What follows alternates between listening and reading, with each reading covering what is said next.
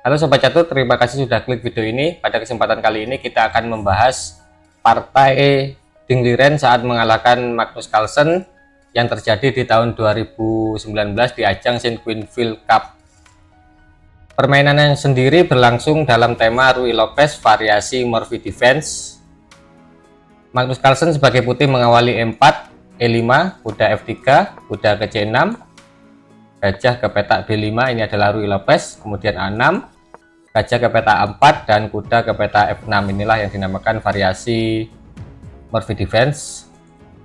Putih rokade, kemudian gajah berkembang ke petak E7, D3 dimainkan memperkuat pion center, B5 ancam gajah, kemudian gajah tarik mundur ke petak B3, dilanjut dengan dorongan pion ke petak D6 memperkuat pion center juga, kemudian C3 dimainkan dan kuda bermanuver ke petak A5 menyerang gajah.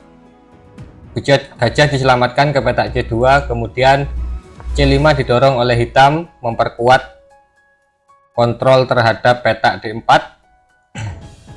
Magnus membongkar dengan D4, kemudian pion kali pion, dan rokade dipilih oleh hitam. H3 dimainkan langkah profilaksis mencegah gajah atau kuda menempati petak G4 sekaligus mempersiapkan luv untuk raja. Benteng ke petak E8, kemudian D5 dimainkan menutup center, dan kuda berkembang, gajah maksud saya berkembang ke petak D7, kemudian kuda berkembang ke petak C3 pengembangan, dan menteri ke petak B8, langkah yang tidak akurat dari hitam. Gajah ke petak D3, langkah salah ya. Langkah terbaiknya adalah dorongan pion. Kemudian benteng ke petak C8 menguasai lajur terbuka. Gajah bermanuver ke petak E2 dan kemudian great move oleh Dingliren. Gajah ke petak B7 mempersiapkan untuk melompat ke petak C5. Berlanjut dengan dorongan pion ke G4 oleh Magnus Carlsen, kemudian kuda menempati petak C5, kemudian kuda naik ke petak G3 memberikan perlindungan terhadap pion center. Kuda kali gajah, kemudian menteri kali kuda dibalas dengan E4 dengan tujuan untuk menempatkan gajahnya di petak B5 ini, memberikan skewer terhadap menteri dan juga benteng. Benteng digeser ke petak E1 oleh Magnus menghindari ancaman ya. Kemudian menteri diadu. Menteri turun ke petak D1 menolak Magnus Carlsen. Kemudian benteng dinaikkan ke petak C7 persiapan untuk doubling benteng. Gajah ke petak E3 dimainkan, kemudian benteng ditumpuk disusun. Kuda bermanuver lagi ke petak D2 oleh putih, kemudian berlanjut dengan B6, langkah tidak akurat karena membuat ini ya lubang-lubang di pertahanan raja. Kemudian B3 dimainkan mencegah pion terus melaju. Kemudian B7, kuda ke petak C4 menempati petak C4 dengan tujuan menutup lajur C yang sudah terbuka.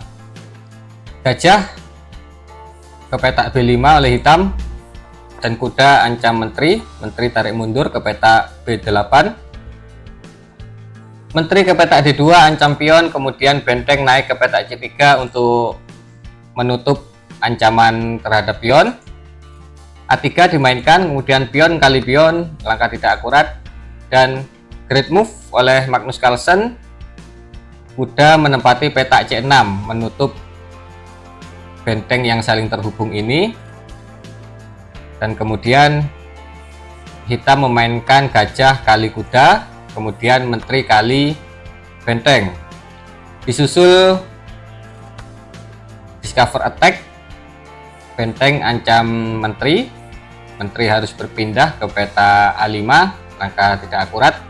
Terbaiknya adalah berpindah ke peta ini ya, D3 untuk memberikan perlindungan terhadap pion.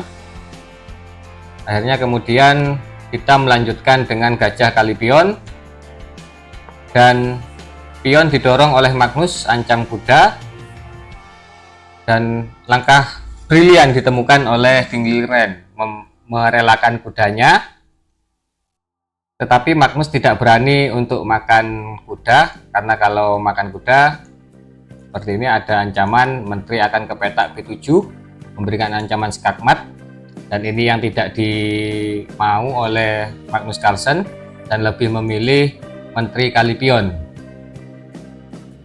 Akhirnya berlanjut dengan kuda diselamatkan ke petak D5. Gajah ancam menteri, menteri naik ke petak C7, kemudian benteng ancam menteri.